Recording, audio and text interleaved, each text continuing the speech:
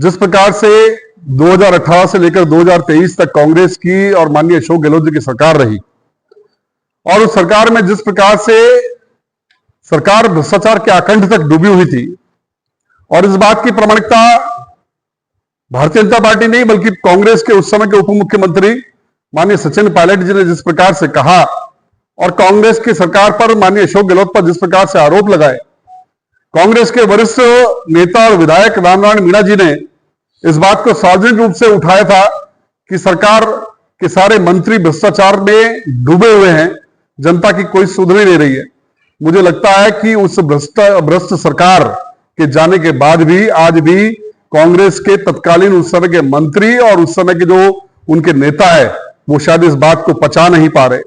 और जिस प्रकार से अभी विगत दिनों में किशनगढ़ के अंदर हमारे राजस्थान सरकार के माननीय मंत्री श्री किरोड़ीलाल जी मीणा ने जिस प्रकार से नकली खाद बनाने वाली फैक्ट्रियों पर कार्रवाई की, उन्हें सीज कराया गया। निश्चित रूप से इस बात का प्रमाण और इस बात का जो संकल्प भारतीय जनता पार्टी ने सरकार के समय घोषणा पत्र में कहा था कि भ्रष्टाचार पर जीरो टॉलरेंस की हमारी नीति रहेगी, ये इस बात पर मोहर लगाती है, प्रमाणित करती है कि किसी भी सूरत के अंदर भारतीय जनता पार्टी की सरकार भ्रष्टाचार को बर्दाश्त नहीं करेगी। और जिस प्रकार से माननीय हमारे जो कांग्रेस के प्रदेश अध्यक्ष है वर्तमान में और उस समय सरकार के अंदर शिक्षा मंत्री थे, हम सबको ध्यान में आता है श्री गोविंद सिंह जी डोटासरा, एक ऐसा व्यक्तित्व जो सदैव विवादित रहा। जिस प्रकार का उनका आचरण और जिस प्रकार की उनकी भाषा है, हम सब ने देखा है कि किस प्रकार से जो संविधान को बचाने की आज बात करते हैं, ये संविधान को रक्षा की बात करते हैं, वो स्वयं अपना अगर आचरण को देखें तो जिस प्रकार से विधानसभा के अंदर अमर्यादित भाषा का प्रयोग उन्होंने किया, विधानसभा अध्यक्ष जो कि एक संवैधानिक पद होता है उनके लिए जिस प्रकार की टिप्पणी की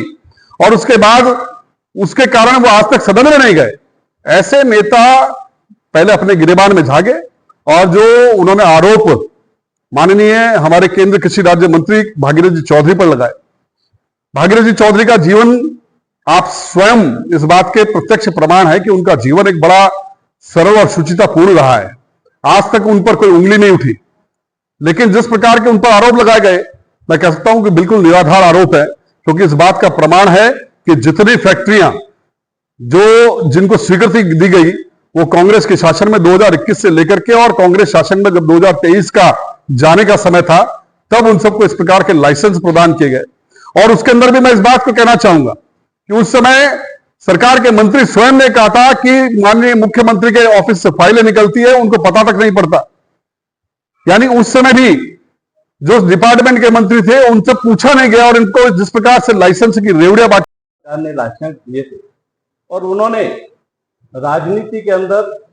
स्वच्छ जीवन जीने वाले, साधु की तरह जीवन जीने वाले हमारे केंद्रीय कृषि राज्य मंत्री भागीरथ जी चौधरी, जो हमारे किसान मोर्चा के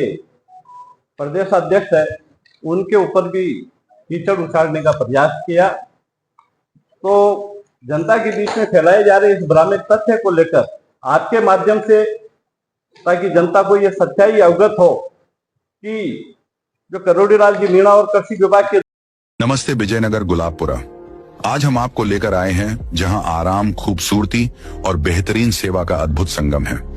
स्वागत है आपका होटल एन चांद्रा पैलेस, जो कि स्थित है near roadways, bus stand, Vijaynagar. Hotel का स्टाफ न केवल आपका स्वागत करता है बल्कि आपकी हर जरूरत का ध्यान रखता है। साथ ही यहाँ का पार्टी हॉल आपके जन्मदिन का जश्न या किटी पार्टी के अवसरों को खास बनाता है। बजट लग्जरी 30 रूम्स, चाहे आप रात भर या लंबे समय तक रहो। यहाँ के कमरे आरामदायक तो है ही, साथ ही हर कमरों में एसी और हीटर की विशेष सुविधा भी उपलब्ध है। साथ ही होटल में ठहरने वालों के लिए रेड चिल्ली में विशेष फूड्स भी अवेलेबल हैं।